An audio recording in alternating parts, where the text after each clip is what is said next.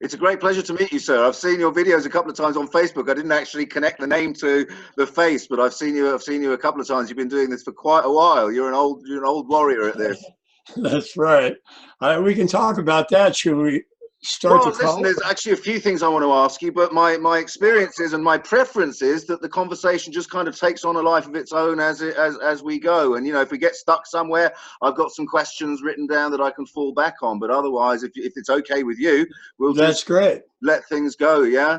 Are we recording now? We are recording now. Yeah. And what I normally do is I put out a full version of it. So however long we talk for, I'll put out a full unedited version of it, unless there's anything you Yeah. particularly don't want to go out there, in which case I'll gladly Yeah. cut it out.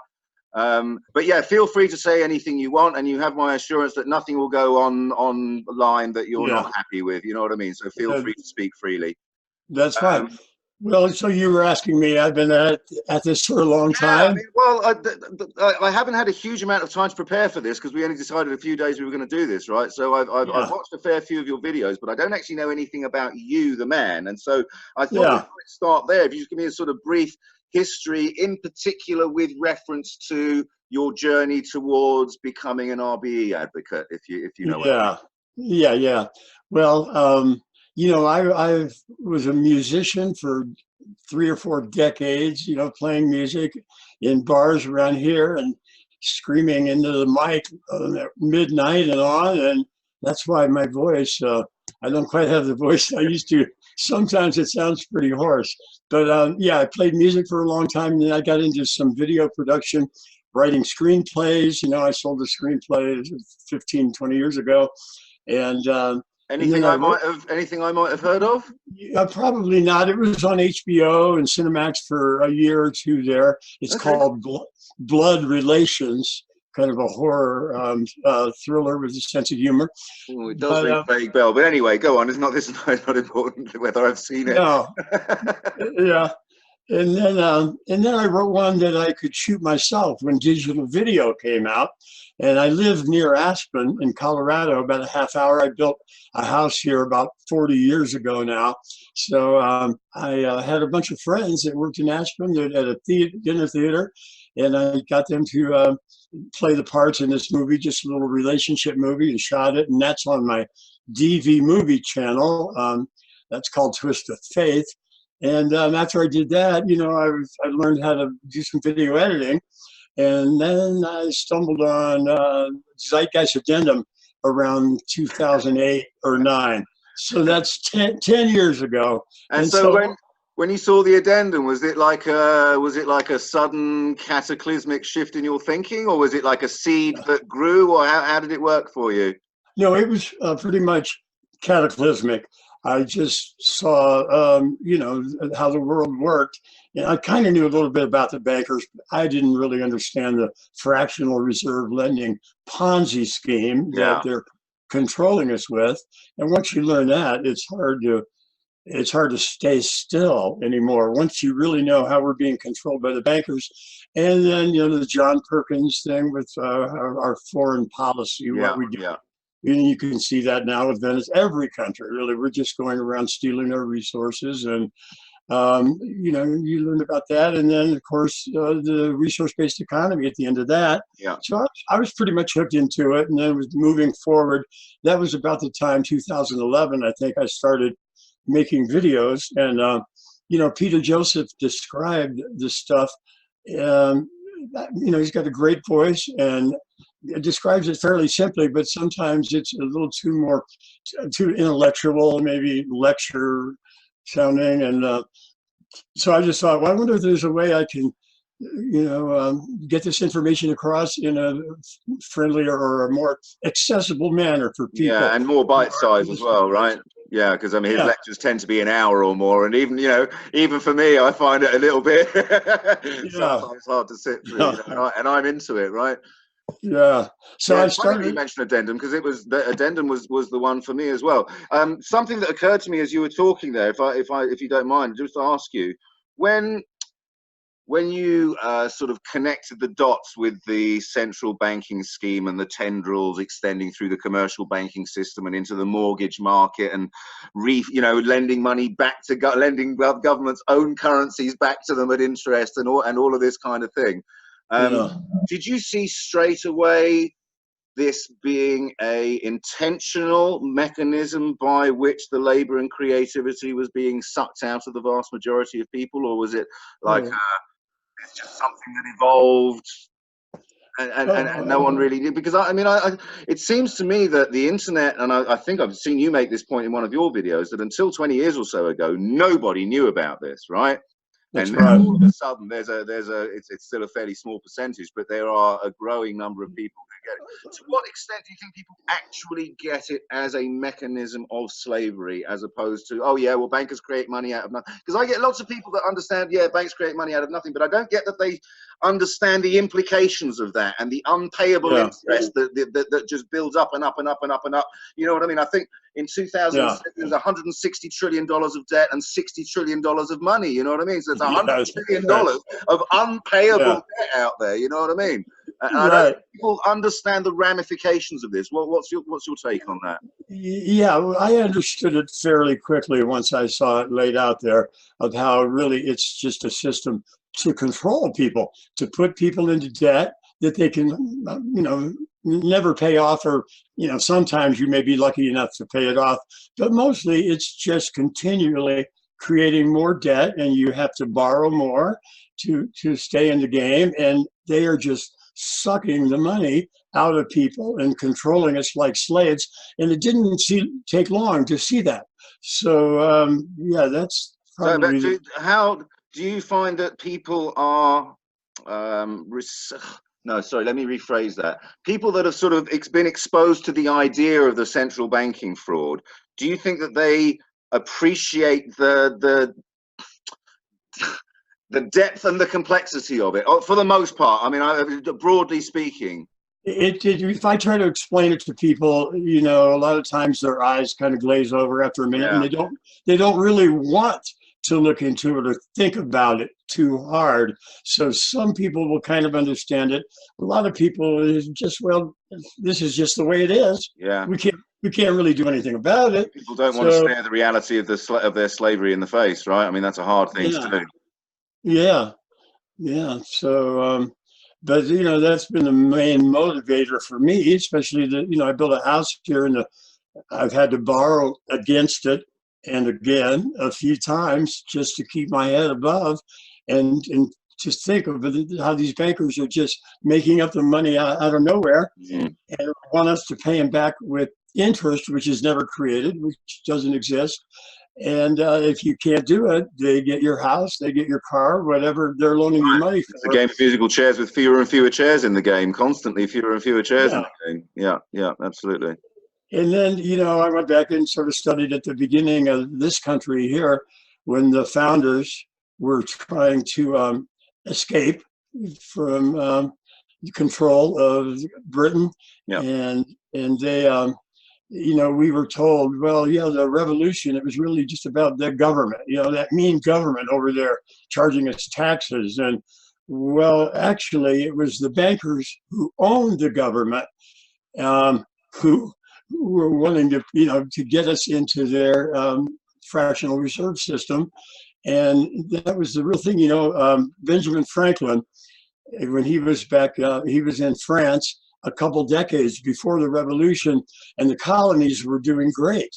And people were asking about this newfound prosperity in the colonies, and how are you doing it? And he said, in the colonies, we create our own currency. We make our own money, and we make just enough to facilitate, have no interest to pay to anyone. And shortly after that, the King George and the bankers who really owned him, they said, no, we'll have none of that. You're going to be on our money system. You're going to pay us taxes in gold and silver. And he said, within a year, the conditions had reversed so dramatically from the prosperity that now they were unemployed in the streets. And, once you get in the system where they're sucking the wealth out of Yeah. you, and he said the refusal of King George to allow the colonies to operate an honest money system, which freed the ordinary man from the clutches of the manipulators, the Yeah. money changers, was probably the prime cause of the revolution. So we never learned that in school, that it was the bankers and their fractional reserve lending system that was probably the real reason. We In didn't a learn. way, it's just misnamed, right? Because what is it? No taxation without representation, right? That was the slogan, right? But what is Right. taxation other than interest payments on central bank loans to the government, right? I mean, that's basically what's. I mean, Yeah. it is kind of the same thing. It's just not called that. And that's what our taxes are going for now. Absolutely. We got rid of the bankers for a while. They came back over the past couple hundred years. And then in 1913, they got in there with the Federal Reserve Act, and they Yeah, passed passed it. on Christmas Eve, right? With like 2.5 senators in the House. Yeah, Yeah, absolutely. that's right. And since then, they set up the IRS, or the The tax same year, I collector. believe. Same year, I do, but Internal right? It was set up right after they installed the Federal Reserve. That's basically their collection agency Correct. to collect their interest. And so, just to see all this interest money, the taxes that we're paying now, most of it is going to the central bankers, and the rest, I think, for bonds and military. That's where our taxes go. So it's such a horrible system. We have got to break free of it. And that's the only way I think we can truly break free, is to do what the founders wanted to do, was get rid of the central bankers and have our own money system, which was as fair as you can possibly make. Yeah. So money is created in order to serve a purpose, and then once the purpose is served and the money is paid back, it is destroyed and it's removed from circulation, and it stays in balance as a consequence. The amount of money in circulation, the amount of money owed are always equal to each other, right? Right. It's Yeah. it's interesting how few people understand the notion that when a loan is paid back, the money that pays back that loan is destroyed. I find it interesting how few people understand that notion. Given that the money was created out of the loan in the first place, it must annihilate when it comes back into contact, right? Like matter, antimatter sort of thing. But Right. again, I find it interesting how few people appreciate that notion out there. There's a Right. terrible lack of education about the realities of economics in our society. Deliberately so, for obvious reasons, right? But it's a real shocking lack. Yeah. So let's if you don't mind, sorry, were you just about to say something there? I didn't want to interrupt you. Well, I was just probably going to go on about the bankers, but let's. Yeah, no, I want to. I mean, given that you have been and are going to be in next year a presidential candidate, I mean, I kind of wanted to talk a little bit about that. So both about the political process and about what it's like being a candidate. I mean, let's start with the first thing. I mean, I'm just curious about a few things, if you don't mind, in terms of how it works over there. I'm obviously English, and so during your candidacy, do you have a right to be on the debates with the Republican and Democrat and whatever candidates? Do you have that right? Oh no! Oh, you don't get invited to this stuff. They would not allow that. No, because they'd make them look right fucking stupid, wouldn't it? It is really sad in this country. I think we're probably more controlled than any other country when it comes to elections, because they have got the two-party system set up, and so they've got the big Democratic debates coming up. They've got 24 people running, but they're cutting that down to 20. They're having 2 nights of 10 each, and that's coming up soon to start that. We're a year and a half away from the election, which is another thing that's crazy. It's just a distraction. Non-stop electoral cycle, yeah. Yeah, it should be 3 or 4 months. We should just start it and finish it. But no, this is a great distraction for them. And so we've got and then there's a Green Party for the third party, and there's the Libertarians for a fourth party. And they've been very serious about getting their party registered in all 50 states. Right. And every state has different requirements for that. So you may need to go out and get 10,000 signatures on a petition. and then submit that to the state, and then have meetings and a charter. And so it's a lot of hoops that you have to jump through just to be able to get your party registered and get a candidate on the ballot. Some states have different requirements for a minor party where you don't need quite as much. And then there's always, you could run as an independent, which I will probably end up doing, because, you know, if we had thousands of people in this country backing what we're trying to do with the money-free party, we could get on the ballots as the money-free party, at least a minor party. But, you know, there's not a lot of people jumping in line to get out and work at this, because it really does seem so hopeless. Yeah. Because you've looked at the last elections where the Democrats and the Republicans get about 95% of the votes, and the other 5% is split up between the Green, they get 2%, the Libertarians 2%, compared to 45 to 50% for the Republicans. And everybody feels like they're just throwing their vote away if they vote for a third party. And this year it's going to be worse than ever, because, you know, everybody just wants to get Trump out of there, except for his supporters. So there's going to be 35% of his supporters. And then everybody else is just going to be going for the Democrat, even if it's another corporate Democrat like Biden. You know, if we had Bernie in there, or Tulsi Gabbard, who's against the wars, if we had those people in there, I'd be a little more excited. But I don't think the Democratic establishment will even let that happen.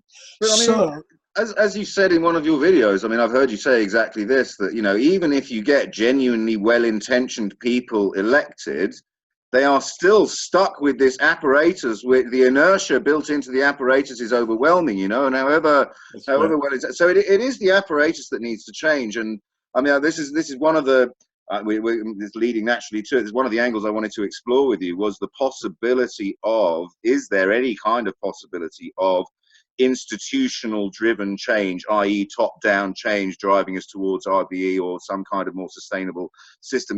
Is that even possible? I mean, I understand that your campaign is primarily a platform from which to speak. You're not actually hoping to implement any policies, right? It's a way of gaining more notoriety and publicity primarily, right? Yeah, it's an educational thing, just to get to present this new economic system that and just saying that you're a presidential candidate lends you a certain amount of credibility, right? I mean, people are automatically going to listen to you a little bit more because you're a presidential candidate. That's right, and I got that from Richard Osmuston a few 4 years ago. Whenever he started running, I found out about that, and I, you know, got to know him and saw that he was getting out there and talking to people. And I said, yeah, what a great way to get this message across to people. And everybody in these no-money movements don't want to have anything to do with politics. You know, they say, no, we can't do politics. We got to move beyond politics. But while we're stuck in this system, you might say everything is politics, really, at this point. So, you know, here was a chance to really just get heard by more people. And so that's why I started in 2016. I made the videos, but it was not really serious at all. It was just trying to lay out the train of thought. They were very good, though. They were very good. I mean, I haven't watched all of them. I watched 4 or 5 of them, but they're very, very good. Particularly the second one, where you really outline the problems. What's the slogan that you use? That was another thing I was going to talk to you about. Good for business, bad for people. That whole angle was excellent, I thought. Yeah, it's called "It Works Against Us." That's right. The system works against us. You know, if we want to sell more pesticides, or, you know, that's good for business. It's horrible for people. And more pharmaceuticals, more pills to take. That's horrible for people, really, as it's turning out, but it's good for business. So I go through 10 examples of that. Yeah, and there are many, many more you could think of without trying too hard, right? No, it's a really good angle, because it is. You can't argue with it, you know what I mean? It's undeniable. You really can't, whatever your political persuasion, you really can't argue with this stuff. Another thing which I think you said something along these lines, but it also links to something else I've become very interested in recently, the idea that we are manipulated by these structures to act against our own self-interest, right? And this is, you know, this is obviously profoundly destructive in the long term. And there's a guy called Daniel Schmachtenberger, I think his name is, Yeah. Have you come across him? Do you know who he No, is? I've heard of him, but I'm not familiar with Anyway, his. he's interested in sort of deconstructing he sorry, this may take a couple of minutes just for me to unpack all of this, but he and his compatriots, they talk about game A, and that game A is what we currently play, right? Game A is the Yeah. solution to, or the attempted solution to, how can large numbers of people live together without killing each other, collaborate effectively on large projects, you know, making life better for everyone. And for whatever, 12,000 years since the agricultural revolution or thereabouts, maybe even before that, we've been playing game A, right? But the game A can no longer cope with the complexity, the variation in demands of society. You know, it's just become too much for game A. The institutions are no longer able to cope. And so we must start playing game B. For our own survival, we need to start playing game B. And the question then, of course, becomes, what is game B, right? And so many of the things that they talk about that are features, that are aspects of game B, are directly relevant to RBE. I mean, they like absolutely, it's like they're talking about RBE. I mean, it is like that. So they talk about things like non-rivalrous collaboration. So groups of people coming together simply to, in a spirit of openness and honesty and vulnerability, right? Willing to be wrong, really willing to be stupid, you know what I mean? But this just popped into my head. Let me say it. Let me put it out there. See if you guys, if it means anything to anyone else, you know what I mean? And that this open spirited collaboration can create an emergent thing, which is way more than the sum of its parts, and even more than the sum of the parts and the relationships between the parts. You know what I mean? It's this other thing, but this can only be done in a spirit of non-rivalness, whatever, you know what I mean? Honesty, truthfulness, compassion, the ability to really listen, to put your own ideology and agenda to one side, you know, all of this kind of stuff. And that we, as a society at the moment, are completely incapable of doing that. But we must learn, because that, and that's all RBE, right? I mean, that's right at the heart of what RBE is actually all about. Yeah, it's moving to a collaborative society where we can work together and we can produce such abundance and such a wonderful, trusting society if we move to collaboration. But when we are forced to stick in this system where we're forced to fight each other, that's what this is, you know, it's cutthroat competition. Yeah, chipping off each other, that's right. We are forced to fight each other, to gain advantage over each other, and it doesn't allow us to have any trust. When it comes to business, you can't trust anybody. Everybody's trying to get the best of the deal, and it's really a system that goes against our true nature. You know, it's a system that produces selfishness and greed, and that's why people will say, well, this is human nature, just look at us. But no, this is human behavior. That's one point. People in this environment, absolutely. Behavior that results from the system in which we're living. And you know, they've done studies on the brain, and they can tell when we are able to collaborate, when we can express our empathy and our compassion, and you know, to want to feel part of a community and be loved. This is really our true human nature. This is what makes people healthy. And so, you know, this is simply what we have to do, is move out of this competitive system, move into a collaborative system where we're allowed to work together and create an abundance. And this is the only way out of this this dilemma that we're stuck in, this suicidal, ecocidal system that it's just killing us, you know. So yeah, on a spiritual level too, right? I mean, it is also that. But we've been running what these guys would refer to as game A code, but this rivalrous chipping off each other, you know, in order for me to win, you have to lose. You know, fear of scarcity in the future prompts me to hoard and be greedy, you know, way beyond what is actually reasonable. Yeah. Do you think it's reasonable to expect people to uninstall game A code, or whatever, you know, whatever you want to call it? And you know, it's a hell of a leap. Well, it is when you're that side of it. It's funny. I was talking to Richard about this. When you get to the other side of it and you look back and think, oh, that was really easy. That change of perspective. But when you're on the other side of it, it's really not. You know what I mean? It's right. So I think it's going. I actually think it's going to be easy for people to transition into the society when they see the benefits. If they could only have it laid out in front of them and explained, look, we can actually be working together and produce an abundance of the things we need, localize all as much as production as we need. We can go to a 20-hour work week. That's all we would have to do. You know, we know, and it would get rid of war, and it would get rid of taxes, and, you know, so many things that everybody right now it's killing us. And, you know, and I know people are brainwashed into thinking, well, this is the only way it is. But if they could just have a look at how it could be and just understand that and see it. I mean, it would be good to be able to see this somehow, you know, rather than just trying to explain it to somebody. But, you know, that's why I don't try to. The Venus project is in the process of raising funds to design and build a trial city, right? I mean, that would be nice to see. Yeah, right. Way too late. They should have done this 50 years ago. But yeah, that's so far down the road, and we could actually, you know, be moving into a system like this now. Oh, I forgot what I was going to say there. I'm sorry for interrupting. No, and you know what? Can we take a break during this? Of course we can. Absolutely. I like your chair. Once you got up, I realized your chair was a couple of pandas. I like your chair. Yeah, it's a nice little blanket there. Oh, it's a blanket. It's not the upholstery. It's a blanket over it. Right. Okay. Yeah. So, yeah.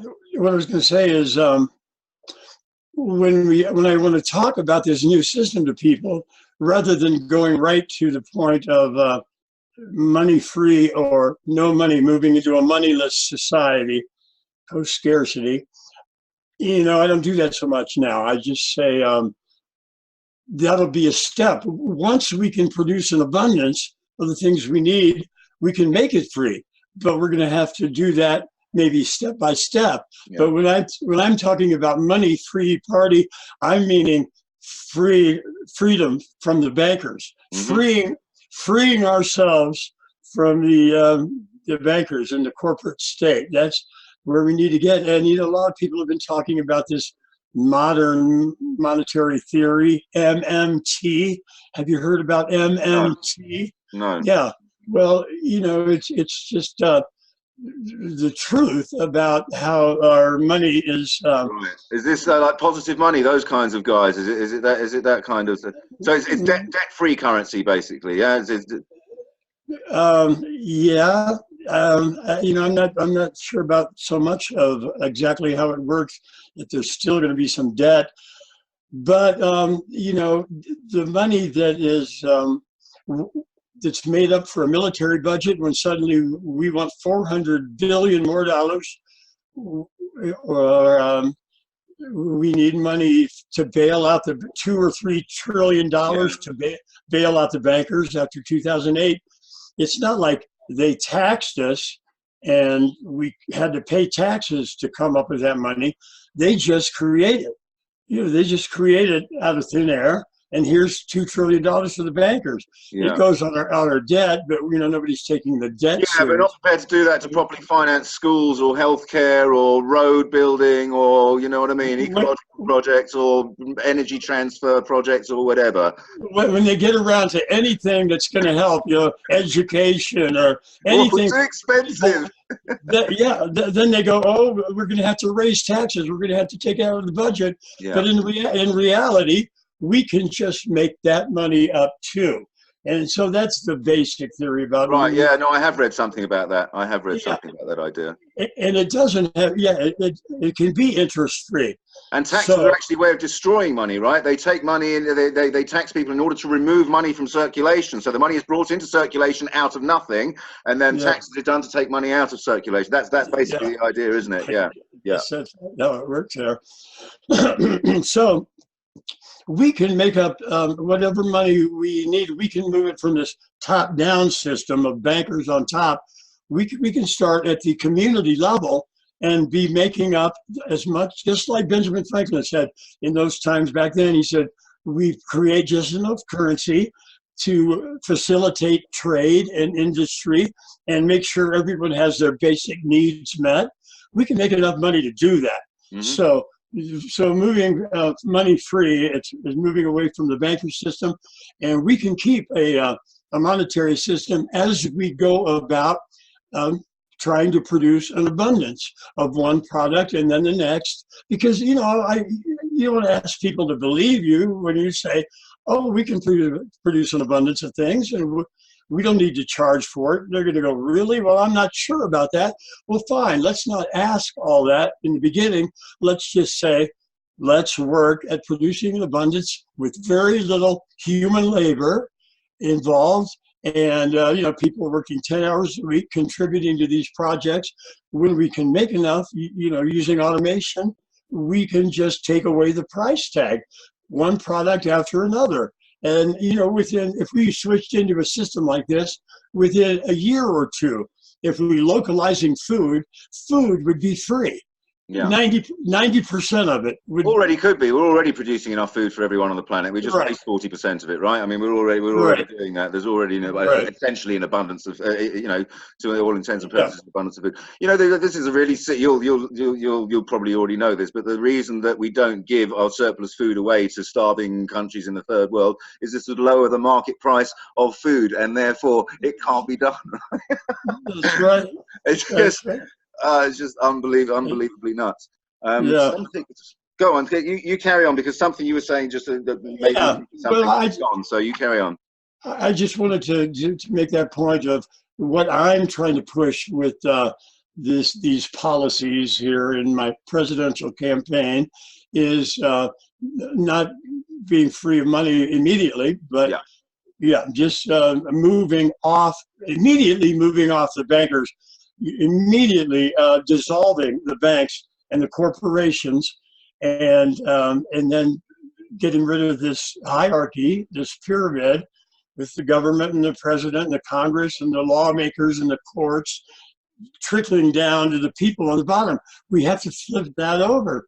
We have to give control to the communities. Yeah, lots of little hierarchies, community hierarchies, lots and lots of little ones, which can stack on top of each other as larger projects need to be undertaken, wider range of collaboration. You can stack these little things on top of each other. Absolutely. Right. And that can focus down in the pyramid to we have a resource management team. I was calling it in 2016. And now I'm saying we can call it a council. We can have a council of elders or a council of experts that we nominate, because I don't know if you saw in my campaign or on my website, what I'm talking about is electing not a president, electing a new socioeconomic system for president, a system that does not need a president. And when you talk to the anarchists or other groups, they don't want a president. And there's a lot of reasons now. It makes a lot of sense to not have, our supreme leader, our king, or our president, and instead us nominate people in different fields, have a Department of Earth Sciences and of Clean Water and Atmospheric Sciences, and get people who are experts, like a dozen people, a Department of Peace, and we nominate people to do that, and they don't have to do it for long, just do it for a year. There's a lot of or until the project is done, and then the institution is dissolved because the project's done, right? Institutions don't need to last forever. They need to last for as long as they're useful, and then they can be dissolved and we move on. You know what I mean? Fluidity. Yeah. So I think a key point as well, just going back to what you were saying, you would also be by changing the focus of society, so dissolving the corporations, the banks, the governments, and refocusing society on the creation of abundance of everything that we can think of, right? That shift in focus all of a sudden, because Richard made this point, and I think he's absolutely right. The people that, or many of the people that enter these professions, accountancy, finance, the law, these are the best and brightest of us, right? These are hardworking, ambitious, driven, intelligent individuals, right? We would be well advised to harness those energies for the furtherance of the species, right? For the betterment of everybody's lives. And this is one of Richard's great strengths, right? Is he doesn't see these people as enemies. He wants to bring them into the fold. And Right. It's a system that would benefit everybody, and it would be freeing them. For all the people working in the financial industry, To they actually do probably something useful. Yeah. exactly, they could do something meaningful with their life. They probably have interests that other stuff they wanted to do, and they're trapped in this life too. And so is everyone who works in the insurance agency. There's another industry that actually produces nothing, just like the financial sector actually produces nothing. Everyone who works in accounting, in advertising, marketing, the IRS, all these people are just pushing numbers around on paper. We want to free all these people to let them come back and just work in their communities, in their homes, around, close by, just have community projects going on.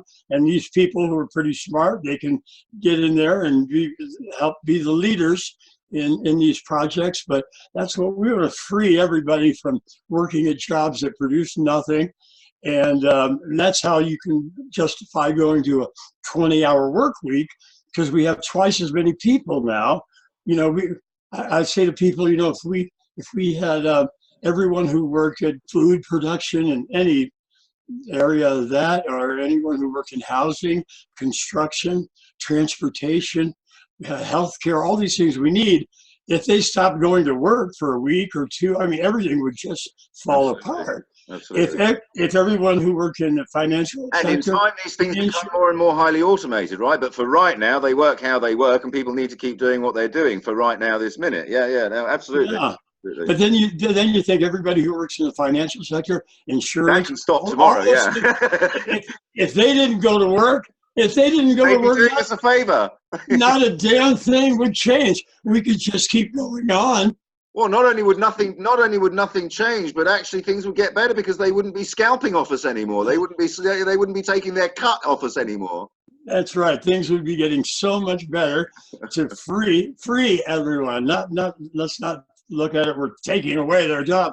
We're setting you free now to actually have the opportunity to do something you want to do, help with your community, something that's just going to be much more intrinsically valuable to you and everyone. And mental health issues go down, crime goes down. I mean, all of this. Anyway, we're treading the same old ground, aren't we? Yeah. There was something that came to my attention, just talking about going back a little bit, talking about political process. There was something that came to my attention a little while ago. There's a woman, she was part of a larger movement. I can't remember her first name, Ocasio-Cortez, who was elected to the Congress. She's what are they called? The Democratic Alliance, is it? Is that what they're called? Well, she's part of the Democratic Party, but what she and Bernie Sanders, it's democratic socialism. Right. Is what they're sort of pushing. I don't know about the alliance. I'm not sure what you're talking about.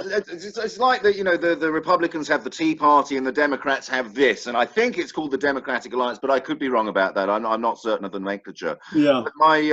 But the question I wanted to ask you, or the point I wanted to make about this, was that, from what I understand, and listen, I've only seen a few reports about it. From what I understand, this is a real grassroots movement, and their support came from not raising lots and lots of money and buying lots and lots of TV time and sending around lots of leaflets, but by recruiting lots of people to go and knock on doors and actually talk to people, and have town hall meetings and this kind of thing, and build support by actually interfacing with the people that are going to be voting for you.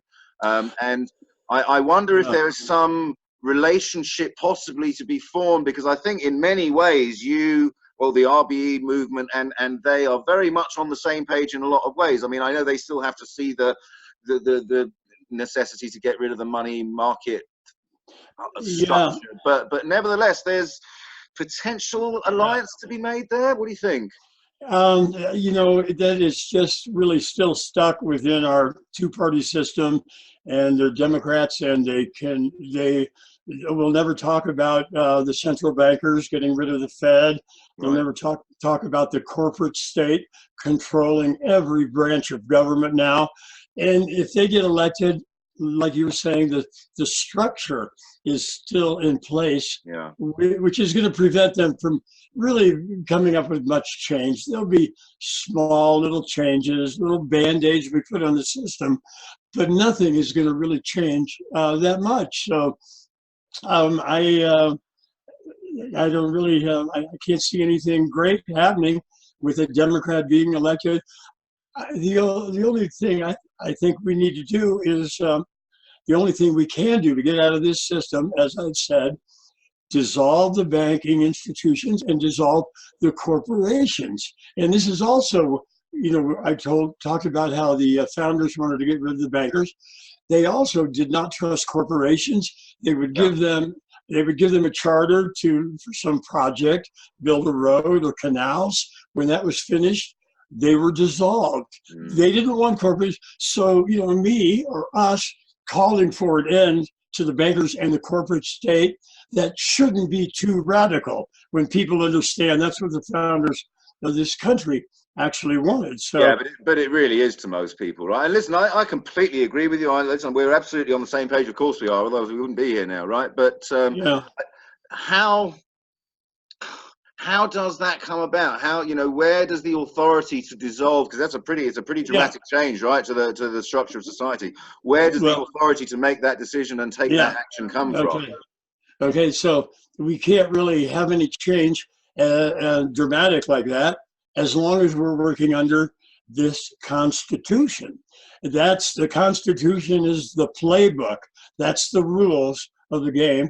And, when people in this country, we love our Constitution, and it's sacrosanct, and you can't change that.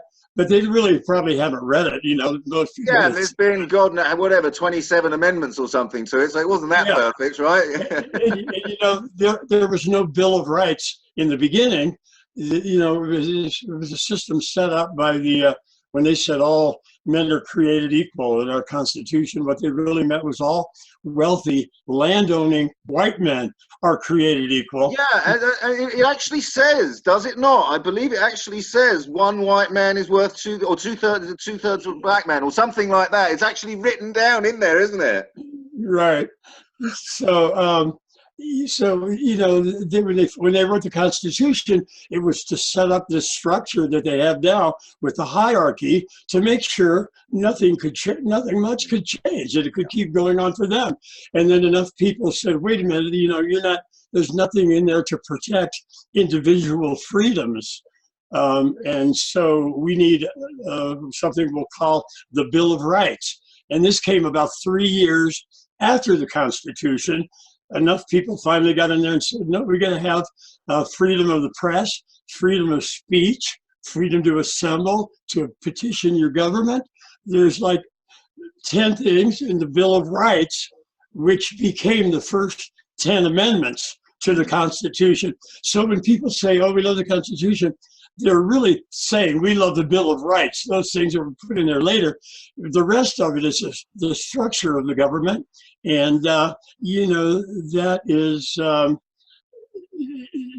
set up to where it's just this hierarchy in control that makes sure nothing's going to change.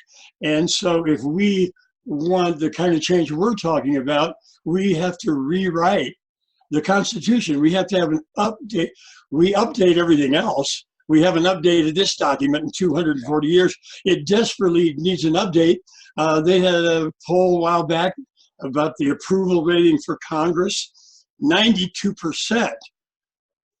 Only 8% approval rating. 92% of the people said, no, this Congress, it doesn't work. It is broken. It is dysfunctional.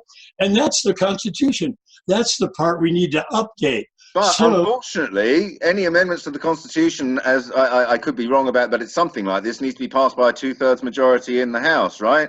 And so they're the ones that need to actually change the Constitution, and they're the ones that ain't gonna, because that's what puts them there, right?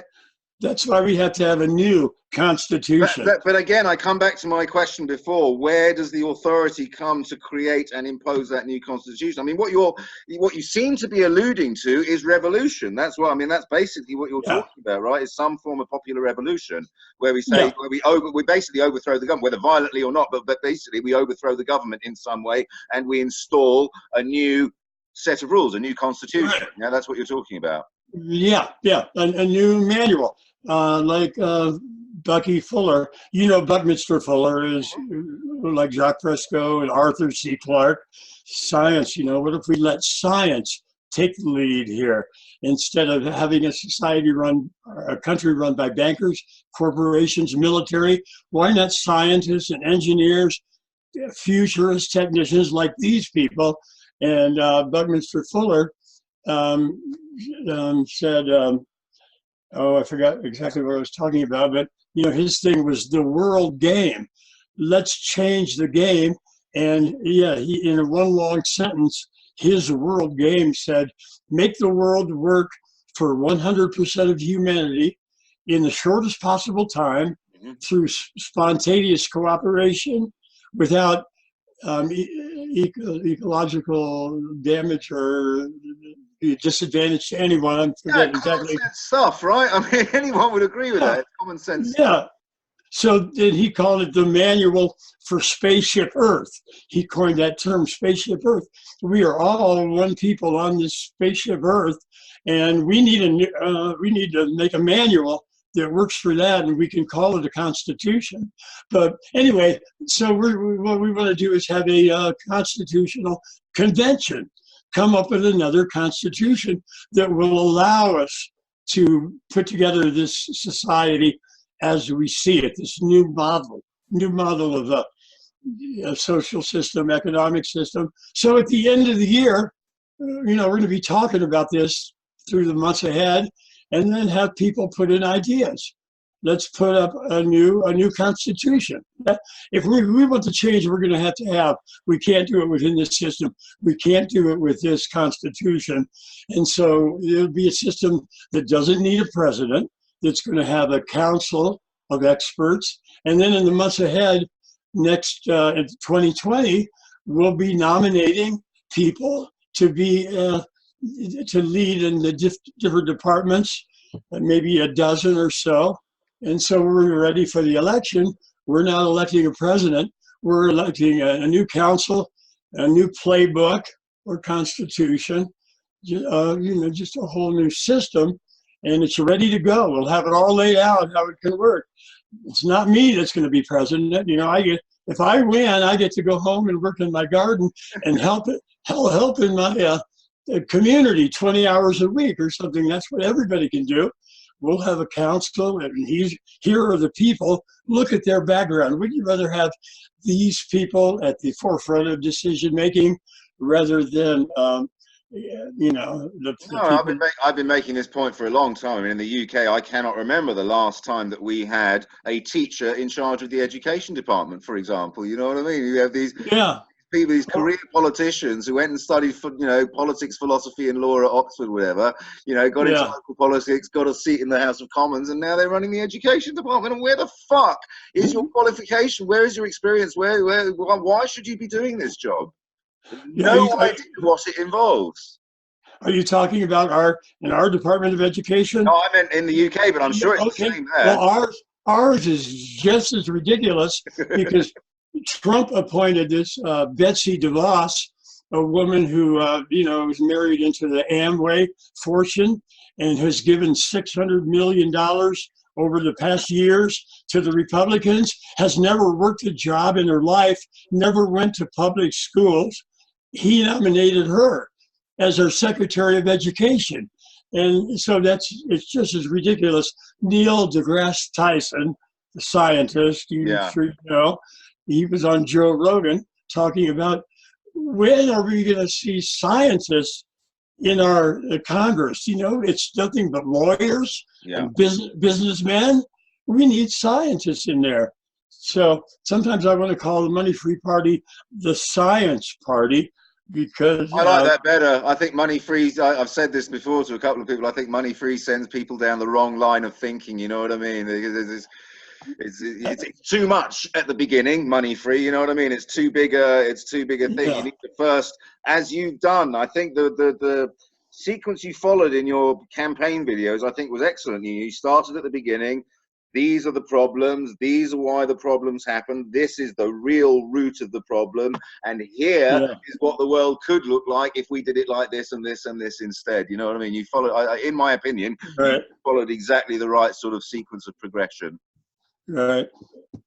When you were talking about my videos there, I was thinking when we were talking in the beginning, how did I get into this? And I was talking, I wanted to simplify the message that Peter Joseph was putting out there. And so I made something called the resource-based economy game, where I had a little game board and I rolled the dice and I had piles, the WTF pile, you know, the problems here, and you pick a card up, you move around, and it would be, you know, the question would be, you know, does the banks really, if you go into the bankers' problems, and it just went through, there were about 12 questions through the whole thing, and each one was about 10, 15 minutes, and there were about 9 of them.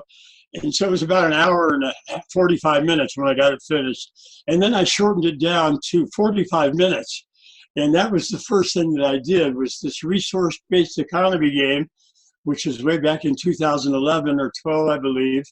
And it's kind of fun to watch, I think. And maybe in the description of the video, you know, we can put some links to a couple of my videos that people have probably never seen because they're older, but there are some good ones there.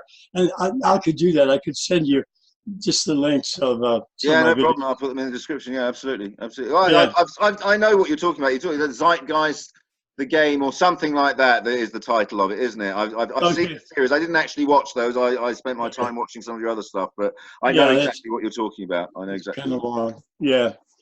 Your most watched video actually is, as far as I can tell anyway, maybe I'm wrong, correct me if I'm wrong, but your most watched video with 43,000 views is the one where you talk about the benefits of hemp. And there's something that I thought we might, because I used to talk down at Speaker's Corner in London. I don't know if you know what Speaker's Corner is, but I used to go down there and have the occasional rant. And I got to meeting a guy down there. He lives on the streets. He's an old guy, long beard, dirty clothes, that kind of thing. Rides around on a bike with big panniers on it with all of his shit in it. And he had a thing about hemp, growing huge blades of hemp and then using it as a construction material, and the hemp also recycle, you know, rejuvenates the soil, and you know, starts to re-stimulate the rejuvenation of the environment. It's a building material. It's as you said, you can use it to manufacture polymers, rope, clothing. You know what I mean? It's like a gift from God, this stuff. It is. Plastics, we could make hemp-based plastics rather than oil-based plastics. Which are biodegradable, presumably? It's all biodegradable. And, you know, food, it's the best food, the best vegetable on the planet. People don't think hemp or cannabis is a vegetable, but even the psychoactive cannabis, if you don't heat it, it doesn't become psychoactive.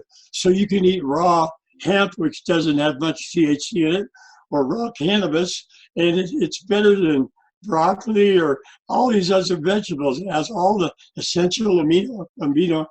You can tell I start to lose my voice here after a while. But it's the best food. Yeah, so I made this video that's a half hour, and the first half of it goes through all the benefits of all the products, like you were talking, building materials, fabrics for clothes. And then the second half was the medicinal applications for it, how it actually can cure cancer. It kills cancer cells. It bolsters our immune system. It fixes the communication between our brain and our organs. Like when people are having seizures, too much information is getting through. You take the CBD and it turns down like a faucet.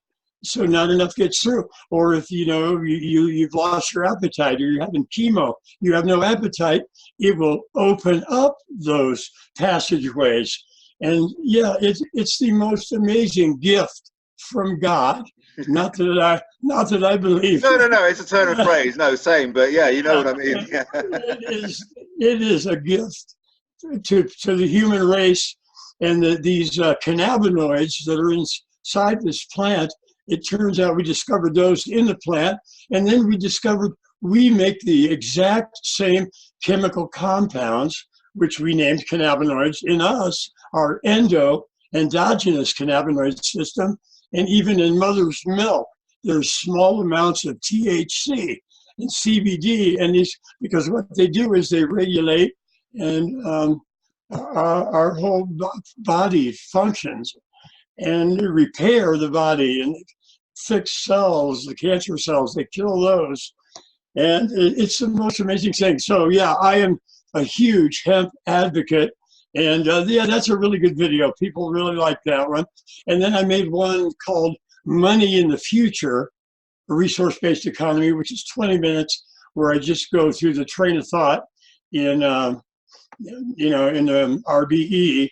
And I've got little segments in there, clips from Captain Picard, which you've probably seen that video where he's going, in the future, there is no money. That's right. That's right. Well, I quite like Star Trek, particularly the next. Sorry, excuse me, I'm just changing position. I quite like Star Trek, particularly the Next Generation, as a pretty decent approximation of what the RBE would look like 20 years down the road. You know what I mean? I think it's not a bad sense of it. Absolutely. That's. We work to better ourselves. We no longer compete for trinkets. We work to better ourselves. Yeah, this guy says, "Well, what's the goal?" What's your Yeah, and he says the goal is just to learn, to better yourself and to enrich yourself. Yeah. Yeah. And yeah, I mean, this is the grand vision of RBE, right? Is that all the world becomes an educational facility for every single person that lives in it, right? Every single person is a teacher, a learner, a supervisor, a doer. You know what I mean? Everyone just I don't know, fits into this tapestry kind of thing. This constantly changing, evolving tapestry. Yeah. Yeah. But I'm still. I mean, I agree with everything you say, and I love the way you say it as well. Your passion it pours through every single word that you say, and I'm a big admirer of people like you and like Richard, who've been doing this for a long time and have somehow managed to find an antidote to the frustration of banging on a brick wall, because if anything, things are getting worse out there, right? We're racing faster and faster and faster towards that cliff edge, it seems like, you know what I mean? And I know our efforts have been in vain because, that doesn't seem to be changing at all. So, I know. Yeah, go on. Politics is one way to be able to talk about this and get people, when it's election season, and people are listening to new policies, people are putting out new ideas. It's a great way to get this information out there.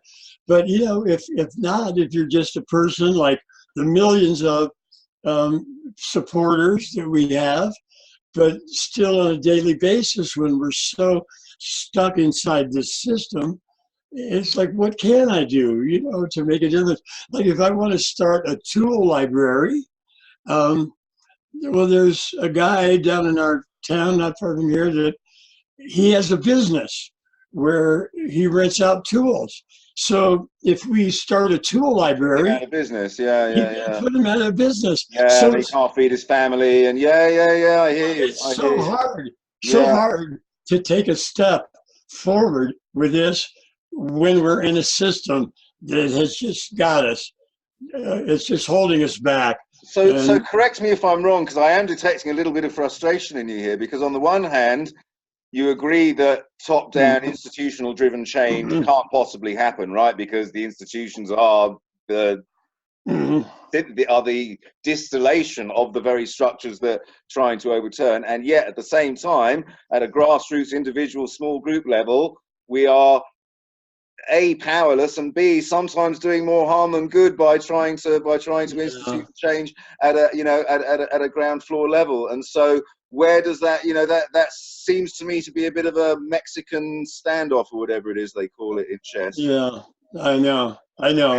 I gave a, sorry, so I know this is about you and not about me, but I gave a talk fairly recently at a Zeitgeist conference. And this was kind of the point that I was making, is that the individual does certainly feel like they stand powerless against this giant behemoth of a monster, right? Yeah. And so the only thing you can do, at the same time as doing it enrich the meaningfulness of your own life, is to take it upon yourself to go on what I conceptualize as Joseph Campbell's hero's journey, to Right. embark on that hero's journey, you know what I mean? See yourself as Yeah. a transformative agent in this world, confront your demons, confront your dark side, you know what I mean? Yeah. Wrestle through those things, acknowledge the shadow that drives you, the shadows that drive society, and create one little tiny island of light in the darkness, right? And Yeah. when you have done that, when you have made yourself into a fit agent for positive change in this world, then that Yeah. will, by its very nature, radiate out to others. Who, do you know what I mean? And so, Yeah. and I know it's slow and it's agonizing, and you think, God, it's one person in 8 billion, and still all of that. But it's the only way I see it. May be fantastical and it may be, fairy tale, but it is the only way I see Yeah. it is at that individual self-actualization kind of point. Do you know what I mean? Yeah.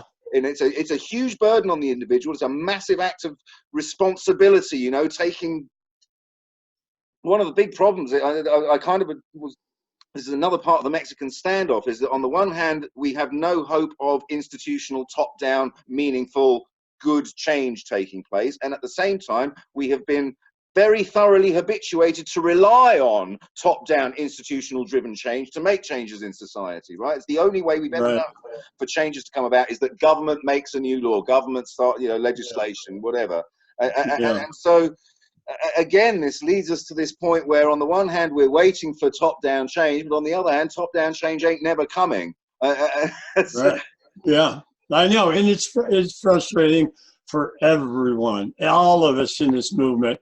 We get positive, have days where you just getting good input. You see positive things that are being shared, stories out there, and you feel we're making our way along, and we are.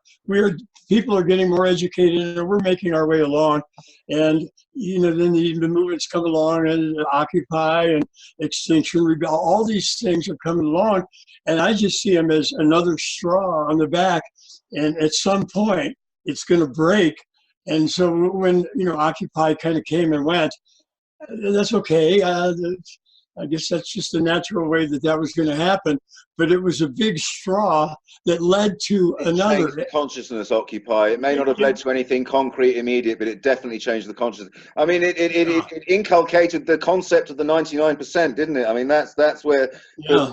I'm not saying they originated that idea, but that's what brought it into sort of broad awareness, that concept. Yeah. Was the Yeah. Occupy group. But it's getting to a point where if we're just changing one by one slowly, we could get there in 50 years. But we don't really have No, that time. I know. With the environment. I've listened to Chris Hedges talk a lot. Have you listened to Chris Yeah, I Hedges? really like him. Yeah, he's a wonderful, an amazing person, and a great activist and writer. And he, more than anybody, he sees the reality of what's happening with our environment, and he has kids, and he's just afraid that they're not going to have much of a world. I have a couple of boys in their 20s, and I'm kind of, maybe if I didn't have kids, maybe I wouldn't be doing this so much. I probably would, but that's one thing that pushes me onward to make changes so the next generation can have a better life. And Chris Hedges says, at this point, the corporate control has gotten to a point where they control every lever of power. They have taken over every branch of government. And the only way we're going to be able to turn this around, he says, we just have to overthrow the corporations. And But how do we do that? We depend on them for our means of survival, right? We depend on them for our food, our clothing, our heating, our transport, you know, our electricity. We depend on them. Well, most of us do. No, but we are the corporations. The people that work doing this in the corporation, the workers, they are the real corporate, not these people at the top. They don't do anything, but they make some decisions and sell off stock and whatever. No, the people are the corporations. So we can get rid of the name corporation and the structure as it is now, but just let people continue with the same work. But the people make the decisions. You know, you just got to get rid of this word, the corporate. And he says we have to overthrow the corporations. It sounds, you know, it's like revolution. It's scary to people. That's why a peaceful transition is better. And with overthrow the corporations, I like dissolve. Yeah, overthrow doesn't have to. It doesn't have to be violent, right? Right. We can dissolve the corporations and keep the same structures in place. So would another way of saying get rid of corporations be to say get rid of the profit motive within the doing of commerce? Yeah, the profit motive has to go. That's really what it's about, right? I mean, yeah, that's right. Really the issue is the need to make primarily short-term profits at any cost, because the next quarter's balance sheet is what's going to determine my bonus this year. You know what I mean? And it's that kind of thinking. That's what has to go. When we move from a competitive economic system to a collaborative one, the profit motive is gone. The profit motive has to go, the corporate structure, the bankers. We can make money at a local level just to keep everybody going, to make sure everybody has their basic needs met, and to facilitate trade. We keep money going for that. But, you know, the profit motive has to go, and in a collaborative society, there is no profit motive. And so that has to be the big change. We have to move from competitive to collaborative, from corporate control to community control. Everything has to be at a community level, not the top down anymore. We control our own money system as long as we're going to need one, till we can produce enough abundance we can get rid of it. So we move from bankers to community money, from corporations to community control, from competition to collaboration, and from 40 hours a week. Intellectual property to open sourcing of everything and so on. No, absolutely. I keep coming back to, where does the pressure for these changes to occur come from? I mean, correct me if I'm putting words into your mouth, but are you basically saying that it's a process of education, and that when sufficient number of people are educated, then this rejection of corporation and government and central banking will come about on its own? Is that basically where you're coming from? Well, I'm saying within this political structure, we can vote in a new system. That's why I have on my, I don't know if you saw my website, Saylor 2020.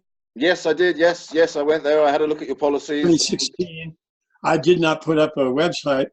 It was just very loosely, just symbolic campaign sort of. But this time I put together a nice website, and I don't know if you've seen it, but it's. Yeah, I have. I had a decent look around it. Yeah. Oh, good. Yeah, Saylor2020.com. And if anybody listening to this, I'm sure there'll be a link to that too in the description. Saylor, like Taylor, but with an S, Saylor 2020.com. And on that website, it says at the beginning, let's elect a new socioeconomic system. Let's give science a shot. Let's put science at the forefront of decision making. And let's get rid of all debt. That's the number one thing we're going to do, a debt jubilee. Now, in this country, we have student debt, which is $1.5 trillion, which is just so unconscionable that we're giving this money to bankers and putting our young people in debt prison right off the bat. So there's some talk about, oh, we can forgive some student debt. No, we're going to forgive all debt, your homes, your personal loans, student debt, a debt jubilee. It's nothing new. It's been done throughout history. You can find it in the holy books. They, you know, and if it get too much, they would just wipe off the debt. But we're not going to start over with the same game, or we'll go right back to where we were. We're having a debt jubilee, and then we'll start over with a collaborative system. So if this sounds good to you, getting rid of all debt, working a 20-hour week, taking care of our planet, if we have science and scientists, futurists in the forefront, war is not going to be an option. Scientists, Carl Sagan, people like this, you're going to think, you know, these big Jacques Fresco, let's go to war. No, war is not even an option in this new system. So anyway, I'm laying out a few things here, which is the policies, the platform of this. Let's vote in a new system that's going to have a council of experts that we'll nominate, that won't have a president. And all these, I would think getting rid of debt, having a debt jubilee, working a 20-hour work week. I think most people would be willing to get behind that. Absolutely, absolutely. Yeah. So almost everyone is in debt, right? Yeah. Absolutely. Yeah. That's freedom. We're all slaves. So let's free us from the bankers. I think the charge that would get leveled at you, certainly by the establishment, is that you're unrealistic. You know what I mean? This is a utopian vision. You know, it's a childlike fantasy. You know, there's that kind of, you know, I'm sure you've heard it all a million times. But this is what gets leveled at you. And unfortunately, because they do control still a huge amount of the megaphone that people listen to, this is in the minds of many good but conventional and not really that, you know, inquisitive people. This is what you get tarnished at. You're a crackpot, right? You're a nutcase crackpot. But more and more over here, people are not trusting the news channels. We all, you know, so people are getting away from that. And so, the people at the top, they're going to try to say this is a fantasy. It'll be chaos. It'll be horrible. But you put these questions in front of people.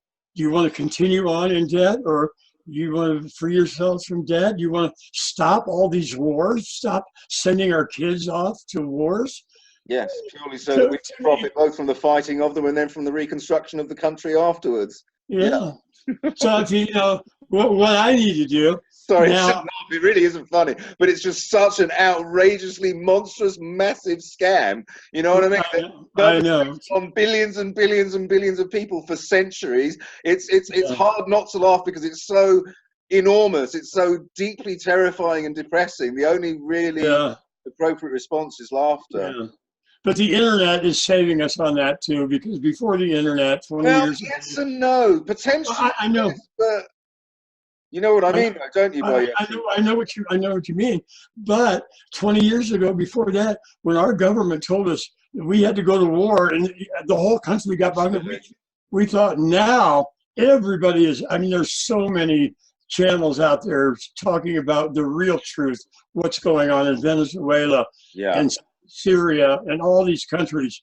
So the internet is going to be our savior. I know it's got a downside also, but we wouldn't have a chance without the internet, in my opinion. No, I completely agree with you. I completely agree. Unfortunately, the only problem is that the internet over the last 20 years has been co-opted by the very same structure that, you know, that we seek to alter. I mean, the degree to which Facebook and Google and Instagram and so on profile us to incredible levels of detail, and we control what information people are exposed to, what goes on their news feed, what their recommendations are, you know, what they get linked to, all of this kind of stuff. It put people in boxes and forces them to conform to the behavior which the internet is now expecting of them.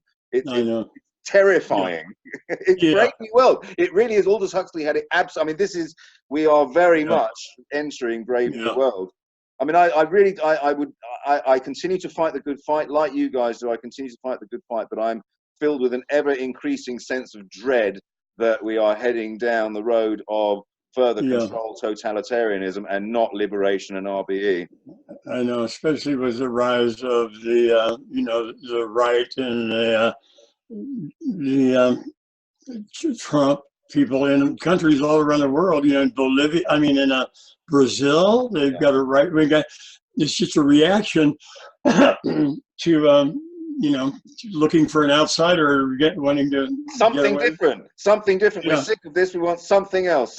This is different. Fine, we'll have that. At least it's different, or at least it looks different. Right.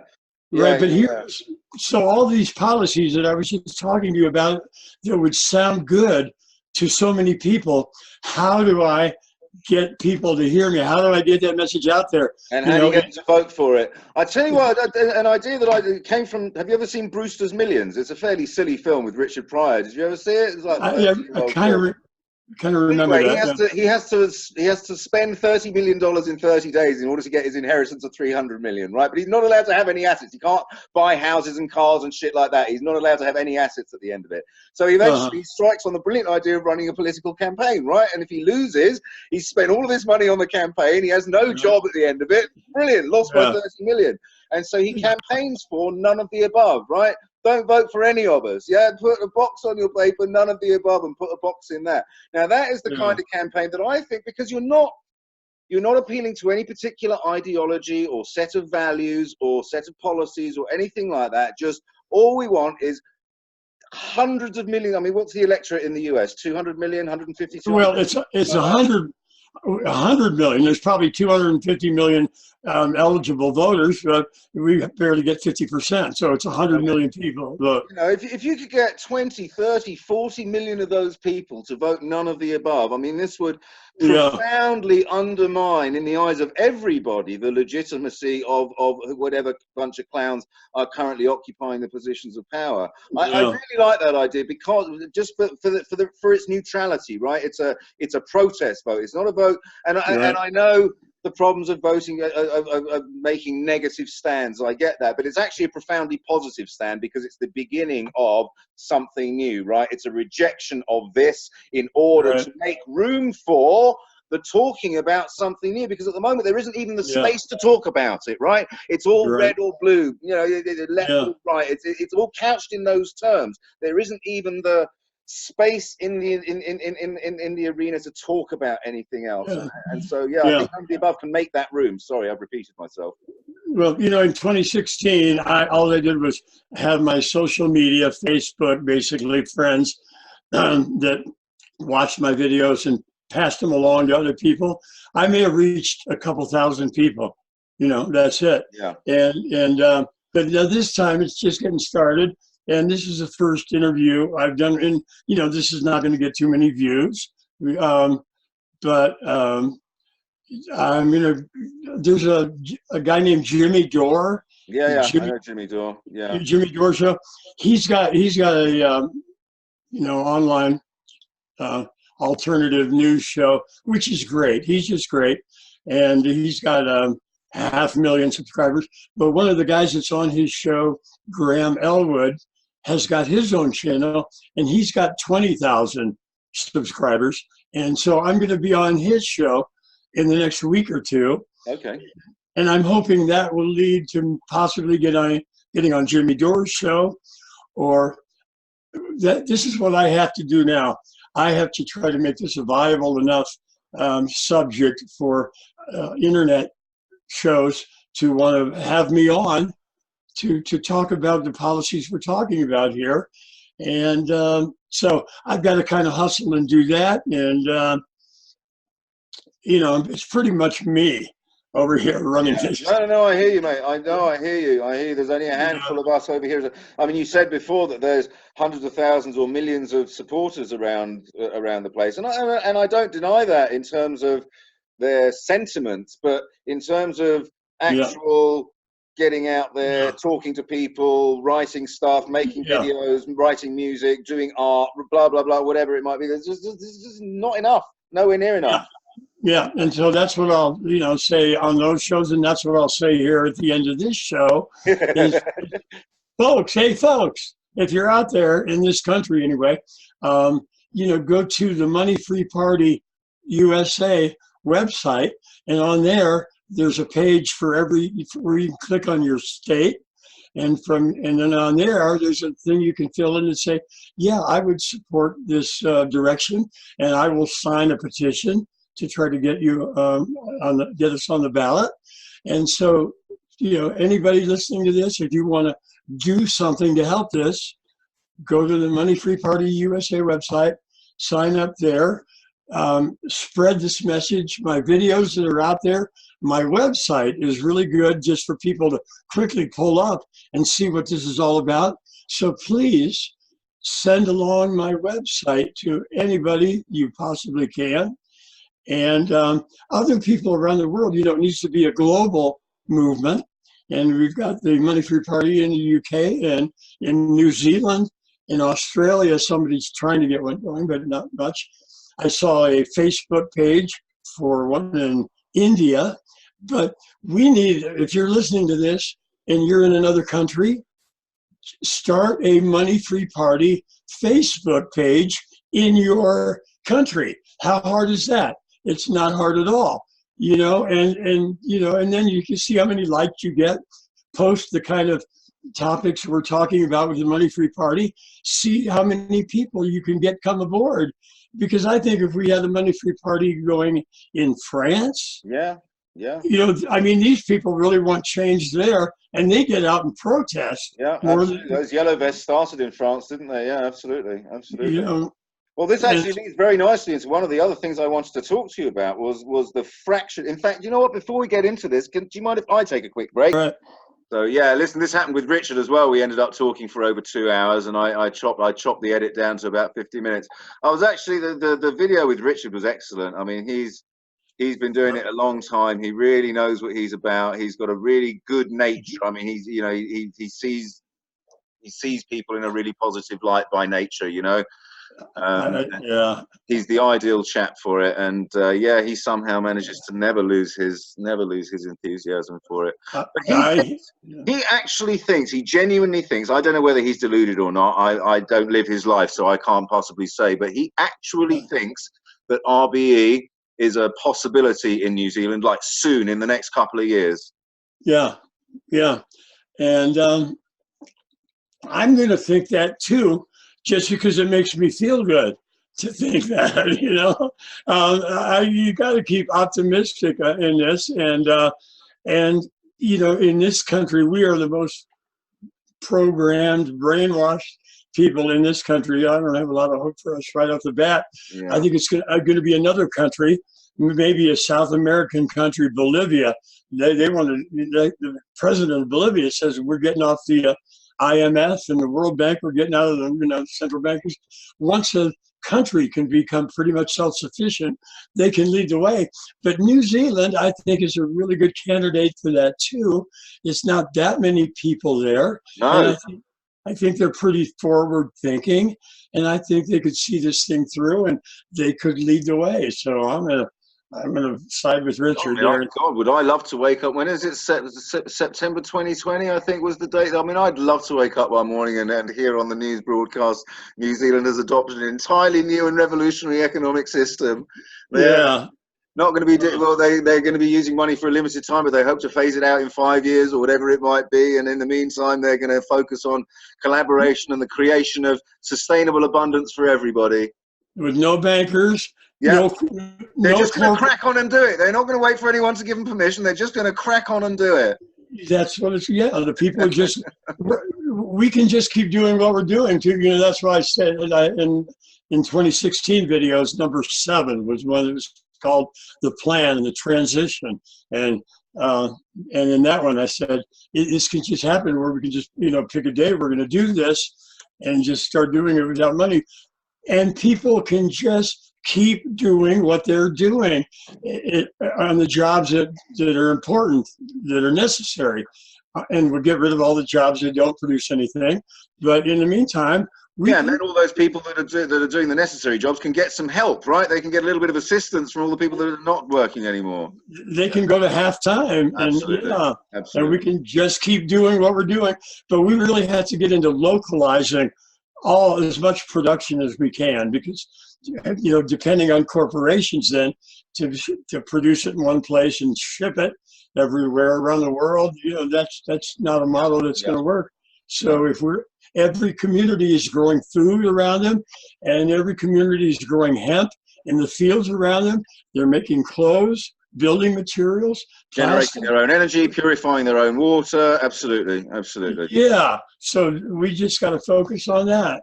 And we could just keep doing what we're doing. And Localization smashes the power of the corporations, and this is always where I get stuck. I mean, the vision is clear in my head. The problems here are clear in my head, but the mechanism by which you create the demand for the change, because that's the only way it comes about, right? If there is sufficient demand in the population for things to yeah, change, that's the only way it comes about. And yeah. the mechanism by which you go about generating that demand remains unclear to me. Yeah. I think we're going to have to. I think we're going to have to elect a new system, and we're going to say to people, how badly do you want to, to actually take care of this planet so your kids can have a decent world? How badly do you want to be debt free and never be fighting about money again? How badly do you want to get out of wars, sending our, having a world at peace? If you want to do this, then let's elect a system that will enable that. Yeah. And and so electing a new system, man, that's if we're not going to do it that way, it's going to be a revolution. It's going to come like China with Hong Kong had 1 million people, and then the next day they had 2 million people out in the streets protesting. Have you seen that in Hong Kong? Yeah. Yeah, what's Yeah, I going mean, we on had there? more than 1 million people protesting the Iraq War on the streets of London, whenever it was, 10 years ago, 15 years ago, whatever it was now. My God, Yeah, time goes by. But it didn't make any difference. We still went to war in Iraq. It made absolutely no bloody difference that 3/4 of the country was against it. They didn't give a shit. There was money to be made, and there had yeah. assurances been made to President Bush and whatever, and so ahead we went anyway. Yeah, So well, yeah, just coming back to the other thing that I wanted to talk to you about, and sorry to keep coming back to my own idea, but what do you think of the sort of none of the above kind of banner as a starting point? The reason I ask is, let me just finish the question. The reason I ask is that one of the things that has struck me in the 4 or 5 years that I've been involved in the Zeitgeist movement and the Money Free Party and activism in general is the fractious nature of the activist community. You know what I mean? That one group splinters off into 2 groups, it splinters up into 4 groups, because they each now develop their own particular concerns, and they forget that actually we're all on the same team. You know what I mean? And the yeah, the uniting yeah, under one simple idea. I mean, this is what Occupy almost got right. Yeah, they almost got it. They got everyone on the Extinction Rebellion you mentioned earlier on as well. They've got one idea.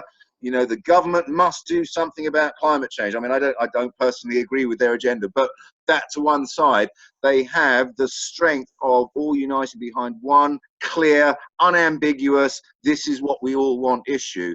And this is what the RBE and activist community in general has absolutely failed to do. I mean, even Jack Fresco and Peter Joseph managed to fall out about something or other. God knows what it was. You couldn't think of 2 more people more closely aligned than them, right? And yeah, and I see this happen again and again and again and again and again. I've been part of the Zeitgeist movement for 4 or 5 years now. New people they drift into the movement, and then they go off and they join other movements, or they just drift away from it. There's an yeah, inability to hang on to people. There's an inability to keep people engaged.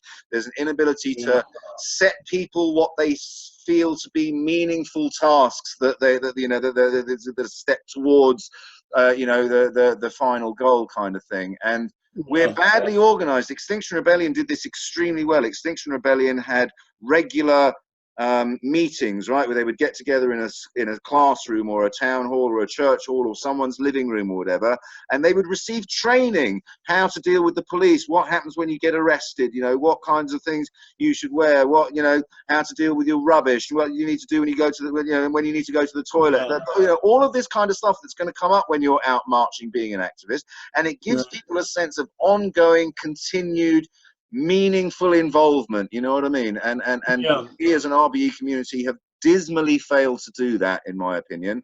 And so there's no cohesion, there's lots and lots of infighting argumentation, and there's no structure to actually hang on to new recruits and develop them in whatever way, you know what I mean? Yeah, I know exactly what you mean. And yeah, I know it's a problem, and I don't exactly know what the answer is. Oh, well, if you did, we would already be in RBU, wouldn't we? Yeah. I know it's people get frustrated because the structure that we are up against is so immense, and it just looks like it's going to be impossible to actually change it around into a healthy, collaborative, sustainable world. It just seems so impossible, and that's why the only, you know, getting rid of the Are you familiar with Deepak Chopra? Do you know Deepak Chopra? Yeah. I heard him say once in an interview that the only way to bring about meaningful change would be to lace the water supply with psilocybin or LSD or something like that. Yeah. If you really want to bring change about in the world, that is how you do it. I've thought about that. If we could get everybody having a little special mushroom dinner. Yeah. I mean, you just can't behave. You can't behave and think and see the things in the same way afterwards, can you? I mean, unless you really dig yourself a big denial hole, you just can't continue on the same way afterwards. Yeah, right. Well, people are just too controlled by the system, and they're going to have to get a vision of what it could be like. They're going to have to be able to see it. And that's our job, right? That's our job, is to provide them with that vision. That's our job. Yeah, I know Colin was talking about, trying to make a movie, and TVP, Venus Project, has been talking about trying to make a movie as a way to get it in front of the people and let people see what this could look like. And Peter Joseph's project he's been working on forever here is going to try to do that. Yeah, what's happening with Interreflections? Have you heard any news on that? Do you know what's happening with that? I just know that he's sort of going one direction with it, and then kind of maybe thinking that might not quite work, and he's changing it a little bit back and forth. I don't know exactly what he's doing, but it's so much harder to put together a movie project as opposed to a documentary. A documentary is fairly simple when you compare it to trying to put together a full-length feature film that you're going to get people to come out and get engaged with. You really need a plot and something to draw people in there. Then you need to just have the society as a backdrop, sort of, to the story. Anyway, when he was talking about that, or when Colin was talking about it, I was going, I'm glad I'm not writing that script, because it'd be really hard. I wrote a dozen screenplays when I was, for about 10 years when I was working at writing screenplays. And so I know how to do it, and it's hard. And I've often thought about how could you present it with getting a story to get people involved and letting them see the society that is changed into this healthy society. Yeah. Well, do you know what? I've got a couple of sort of vague ideas. Not now, we won't go into it now, but maybe we could discuss another time, because I've actually got a couple of ideas for stories, and I enjoy writing. I have no experience of writing screenplays, but I enjoy writing, and I like to think I have a reasonable facility with language. We could maybe, I know you've got demands on your time and everything, but we could maybe at some point in the future talk about maybe collaborating, because I do have a couple of ideas for exactly that, the context in which to present that sort of contrast between now and then.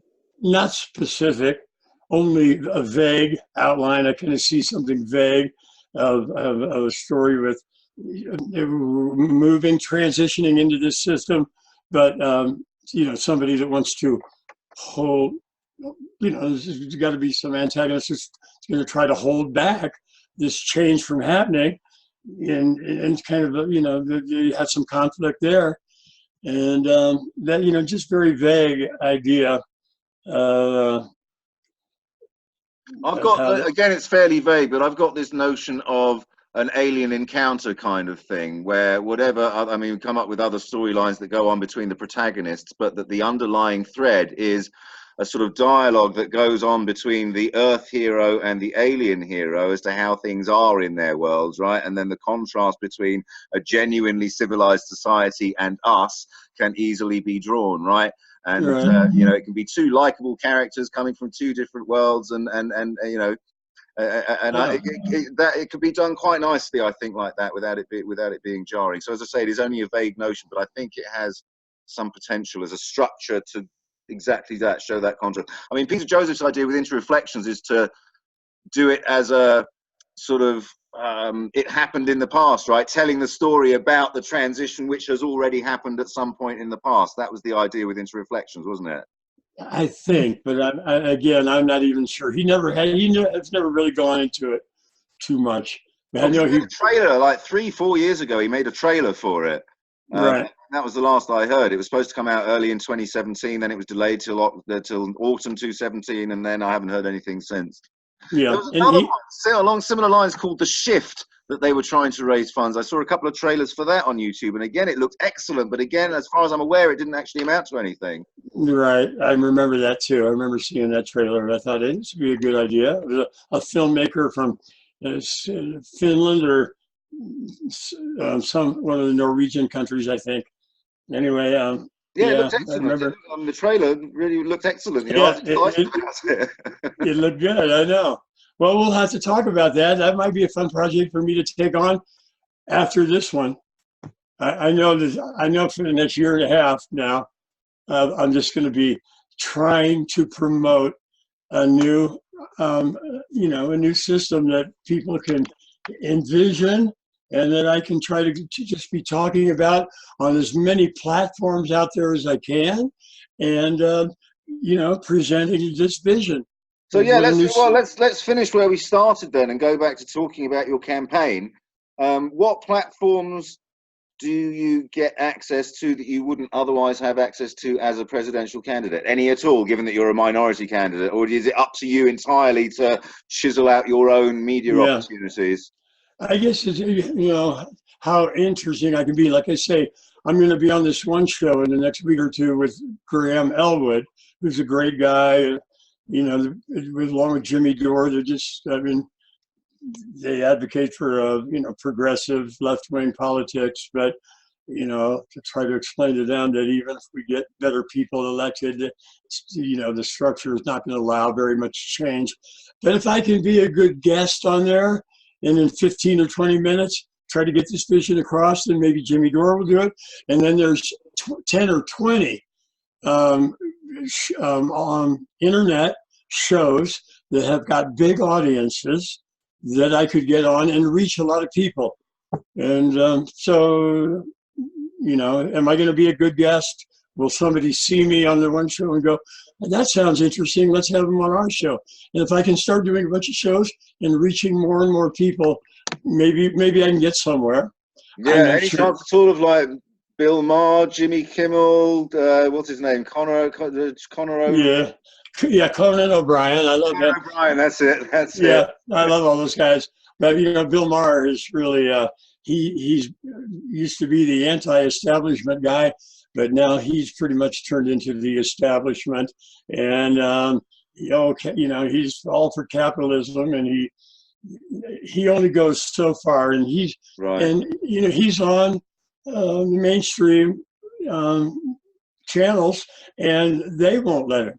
They won't let him have somebody come on and talk about getting rid of the corporations, which means getting rid of them. And I mean, Conan O'Brien, I remember he did an expose of the media narrative thing, right, where he showed like 50 different news channels reading exactly the same, like verbatim word Right. news Right. reports out, and making the point very clearly that you can't, you know, that this is all your news is pre-packaged, right? It's just distributed and read out. It's not Right. investigated. It's not checked. It's not verified. You know what I mean? Yeah. It's just handed Yeah. down.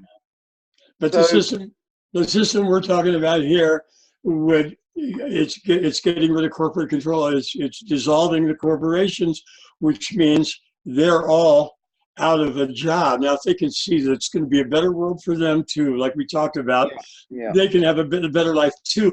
But still, the structure of the corporate media is not going to allow somebody with as radical ideas as we have to come on and talk to Even their though you're big. running for president, even though you are legitimately a presidential candidate, yeah, they still can't have you on. I mean, that just in the interest of balance, right? I mean, you could make Right. that case, right? Just in the interest of balance. I'm a fucking Yeah. presidential candidate. You know what I mean? What, you're Yeah. denying it, boys? Really? Yeah. This is America, man. Yeah. Yeah. I'll be putting that argument out there in the months ahead. I'll be saying that. We'll see if I can convince them. Yeah. All right, man. Yeah. I Thanks gotta very get much. up. I think that's probably not a bad point to end. And we also have done very nearly Yeah. 2 hours, but I will chop it down into some kind of coherent 45-minute ish kind of thing. That'd be good Put it because out there. people. But I'll put the whole thing up straight away. I mean, I'll cut out the bits when we went for toilet breaks and shit like that. But Yeah. I will put the whole thing up very shortly. So if you want to take any clips from it for Okay. your own use, you can do that straight away, pretty much. Okay. And if I want to email you some links to a couple videos, um, You can just put links on the messenger thing, right? You can do, yeah. Is that all right? You put them on yeah, that. that's fine. And yeah, I think that's about it. It may take me a week or two to get around to finishing the edit. It takes a surprisingly long time in the end because it's never Yeah. quite as simple as just chopping bits out. You end up moving things around because it flows better that way, whatever. And so I know you.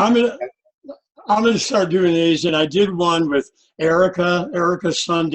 I don't saw know. some of it. I didn't watch all of it. I saw some of Yeah, that. yeah, that went on for 25 minutes, and I cut it down to 18 minutes, Yeah. and it took a while to do. Yeah, it wasn't that easy.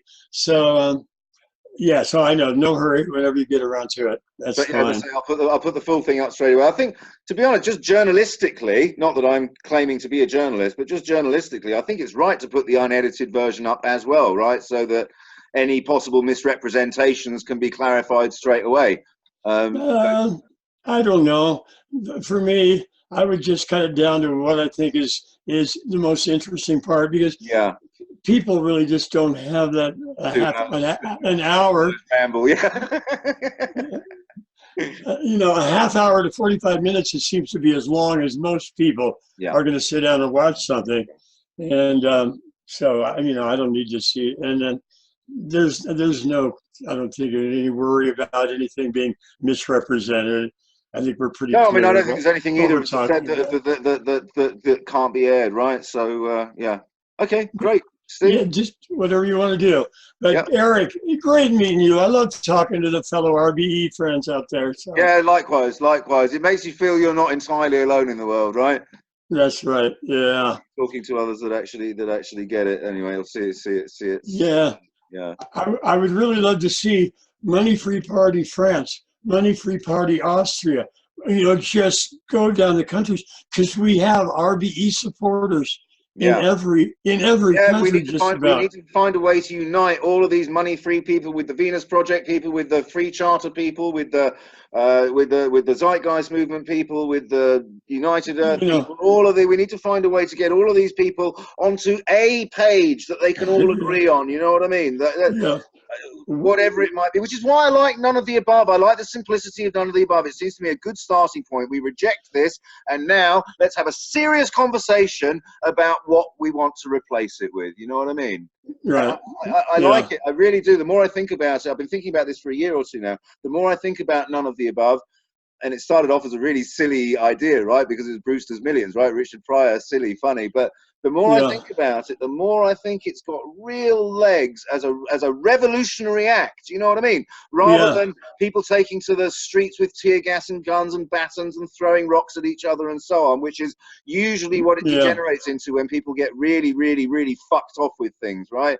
If instead of that protest, that anger, that dissatisfaction could be channeled into just know, and I know campaigning for a negative is generally speaking a terrible thing to do. I completely understand that. You should always be campaigning for positive change and not, you know, anti this, anti this, anti this. I get it. But it is, to me, this is a positive act of rejection in order to begin the transition to the new thing, whatever, because you have to do that. As you've already said, there's no way it happens under this system. And so you have to stop this first before you can. And I think none of the above is potentially an effective way to do that. And it's something that everyone in the RBE community can get behind, because we all think that this has to fucking go, right? We all think that.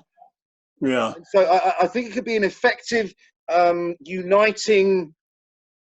If it's really, if it's really the lesser of two evils, which is pretty much for all of our elections, then people could do that. But you know, it's if you it's feel a third option, neither of the evils, neither of them, not the lesser of them, neither of them.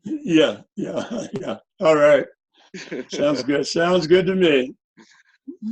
All right, Steve, it was a pleasure.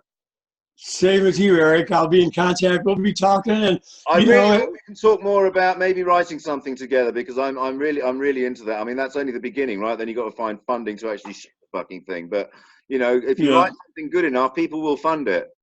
Right. And I'll send you the link to this movie that I wrote and shot and edited. Great. Yeah. Do. Edited. It's on your thing, isn't it? It's on DV. DV movie. Yeah, I've noticed it on there. I've been on that channel. Yeah. It's called Twist of Faith, and actors were really good. And the one girl who played the lead in it, she went on out to LA and started doing her plays and commercials and a couple TV things. Then she went back to Broadway, and she was on a lot of big Broadway shows, and she was up for Best Actress in a Musical for the Tony Awards a couple years ago. So really talented people that I was lucky enough to get in that, you know. But anyway. Oh, I look forward. Okay, great. Well, you've sold it to me. I will watch it. Yeah, check it out. I can't promise I'll watch all of it. I'll start watching it, and if I'm enjoying it, I shall watch all of it. That's what you got to do. All right.